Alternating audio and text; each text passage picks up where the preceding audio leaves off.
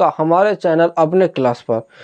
तो आज हम बात करने वाले हैं एक बहुत ही इम्पोर्टेंट इंजेक्शन के बारे में, जिसके नाम है मोनोसेप। ठीक है, तो अगर आप ड्रेसर के एग्ज़ाम की तैयारी कर रहे हैं, या फार्मासिस्ट हैं, या नर्सिंग स्टूडेंट हैं, या फिर एनएम या जीएनएम है, यानी कि या फिर कोई मेडिकल फील्ड में आए कोई भी कोर्स कर रहे हैं, तो इस वीडियो में आज आपको जो है बहुत हेल्प मिलने वाला है और ये वीडियो जो है आपको बहुत काम का होने वाला है। तो आखिर इस वीडियो में हम लोग क्या जानेंगे, इनके बारे में हम लोग जानते हैं।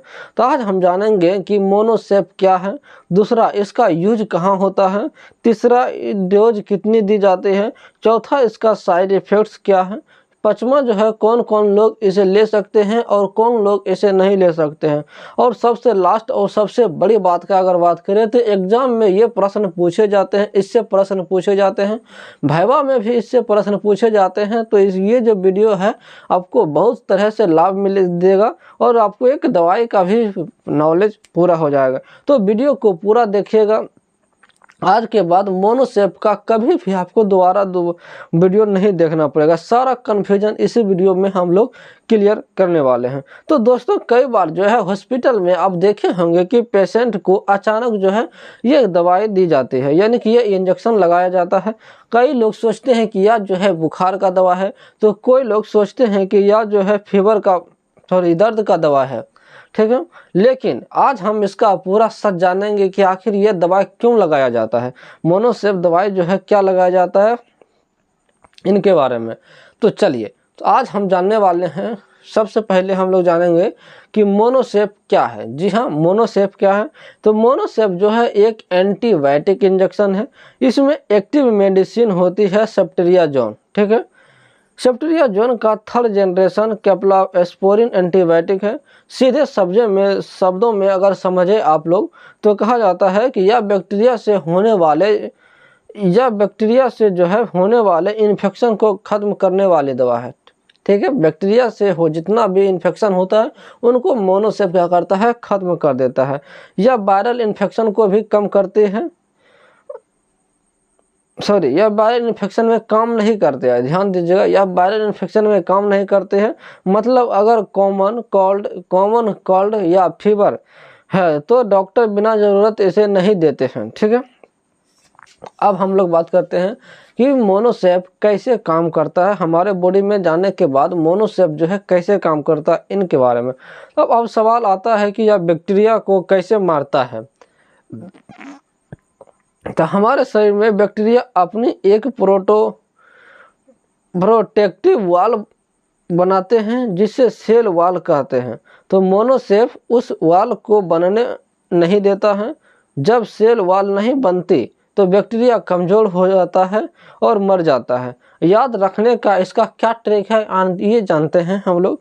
तो मोनोसेप बराबर सेल वॉल किलर। मोनोसेप बराबर क्या हो जाएगा, सेल वॉल किलर।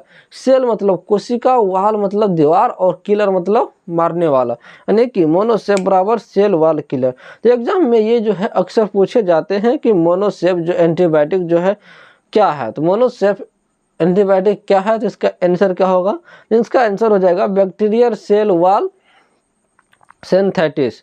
इसका आंसर क्या हो जाएगा, बैक्टीरियल सेल वॉल सिंथेटिक्स। ठीक है, अब हम लोग बात करते हैं कि मोनोसेप यूज कहाँ पे किया जाता है, इनके बारे में। तो अब हम जानते हैं कि यूज कहाँ होता है। तो पहला यूज होता है निमोनिया में, यानी कि फेफड़ों के इन्फेक्शन में। दूसरा होता है टाइफाइड में, यानी कि टाइफाइड बुखार में। टाइफाइड फीवर में जो है कई केसेस में दिया जाता है, ये डॉक्टरों पे डिपेंड करता है। तीसरा हम लोग करते हैं यूटीआई में। यूटीआई का मतलब हो गया यूरिन इन्फेक्शन में। ठीक है, यूरिन इन्फेक्शन में। तो चौथा जो है हम लोग बात करने वाले हैं मेनिंजाइटिस में, यानी दिमाग के झिल्ली के इन्फेक्शन में। पांचवा है स्पेस्टिसिमिया में, जब इन्फेक्शन ब्लड तक पहुंच जाता है। छठा हो जाता है स्किन इन्फेक्शन में, स्किन या घाव में जब जो है बैक्टीरिया इन्फेक्शन हो।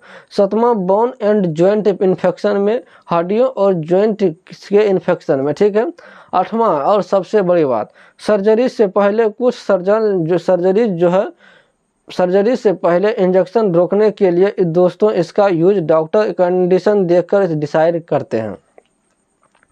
अब बात करते हैं कि मोनोसोप कैसे दिया जाता है।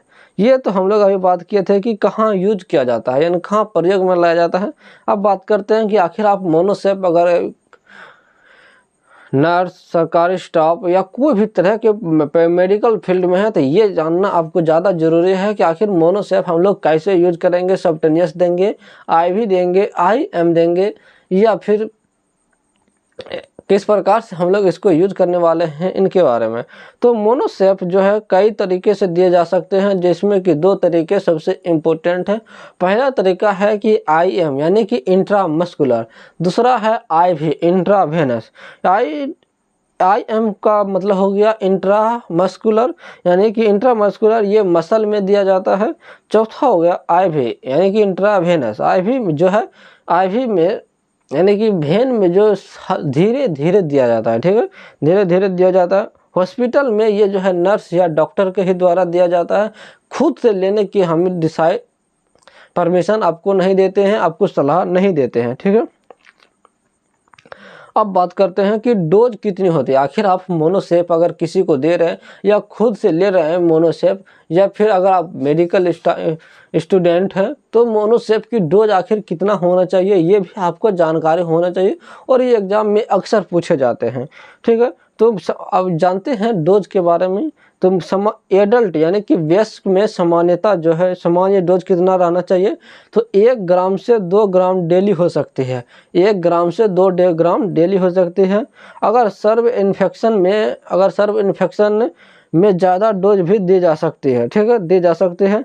वही बात करें कि चिल्ड्रन में, अगर बच्चे को अगर ये आप दवाई दे रहे हैं यानी कि मोनोसोप का दवा दे रहे हैं, तो उसका कितना देना चाहिए। तो चिल्ड्रन का जो है, चिल्ड्रन में उसके वजन के हिसाब से मोनोसोप की डोज तय किया जाता है, ठीक है।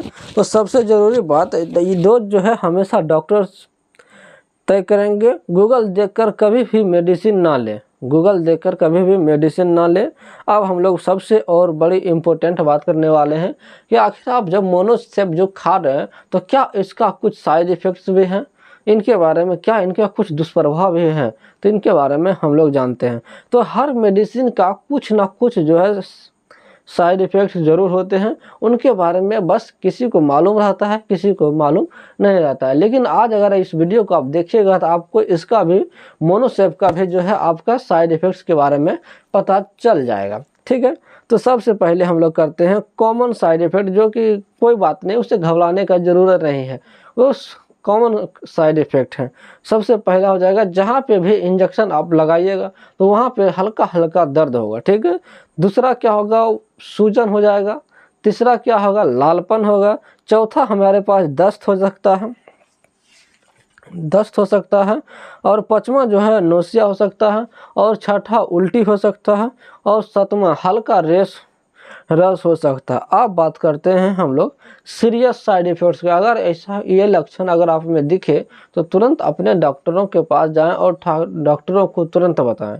ये कौन कौन से दिक्कत होते हैं, तो सांस लेने में दिक्कत, सर्व एलर्जी, फेस में स्वेलिंग यानी कि हाई फीवर आफ्टर रिएक्शन, ऐसा कुछ भी हो तो तुरंत डॉक्टर से संपर्क करें, ठीक है। अब बात करते हैं किन लोगों को सावधानी रखनी चाहिए और किन लोगों को नहीं, ये दवाई जो है नहीं लेनी चाहिए, इनके बारे में। तो अगर आपको पहले से एलर्जी है, यानी कि अगर आपको पहले से एलर्जी है तो जो है सेफ्लोस्पोरिन या पेनिसिलिन ग्रुप मेडिसिन से, तो डॉक्टर को पेनिसिलिन ग्रुप मेडिसिन से तो डॉक्टर को बताएं, ठीक है। तो जैसे कि इसमें बात करें किडनी डिसीज यानी कि किडनी का रोग हो, उसके बाद